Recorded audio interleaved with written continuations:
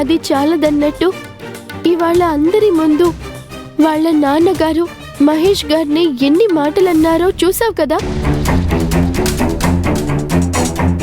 మహేష్ గారు అలా మాటలు పడ్డానికి కారణం నేనే అని తలుచుకుంటే నా మనసుకి చాలా కష్టంగా ఉంది. ఇక ముందు నా విషయంలో ఎలాంటి సహాయం చేయాలనుకున్నా 1కి 10 సార్లు ఆలోచించే చెయ్యి. తొందరపడి మాట తోలద్దు. నువ్వేం చేసినా నా మంచి కోసమే చేస్తావని నాకు తెలుసు అశ్విన్. కానీ అది అవతల వాళ్ళ మనసుని గాయపరచకూడదు కదా. ఇలా చెప్పానని ఏమీ అనుకోవద్దు అశ్విన్. నా వలన నువ్వు మాట పడడం కూడా నేను భరించలేను.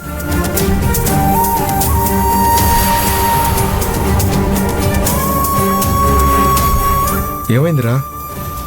రాజశేఖర్ గారు మహేష్ సార్ని అందరి ముందు తిట్టడానికి కారణం నేనే. దయచేసి నా విషయంలో నువ్వేం తొందరపడద్దు అని చెప్పి వెళ్ళింది. అబ్బా, ఈ ఆనందిని అర్థం చేసుకోవడం చాలా కష్టంరా. అవును, ఇంతకీ నువ్వు ఇప్పుడు ఏం చేద్దాం అనుకుంటున్నావు? తెలీదురా, కానీ మా అమ్మ తులసితో నా పెళ్లి ఖాయం చేసే లోపే ఆనందికి నా ప్రేమ విషయం చెప్పి ఒప్పించి తనని మా అమ్మ ముందు నిలబెడతా. అప్పుడు ఏం జరుగుతుందో చూద్దాం. రేయ్, మీ జంటని ఎవరో విడదీలేరురా. ఆనందితోనే నీ ప్రయాణం.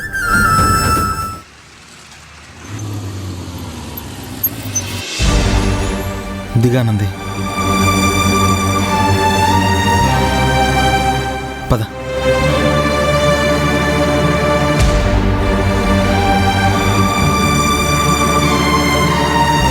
రా అన్నా, ఏంటి విషయం? శివ, మొబైలు కింద పడింది, ఆన్ అవ్వట్లేదు. ఏంటో ఒకసారి చూడు.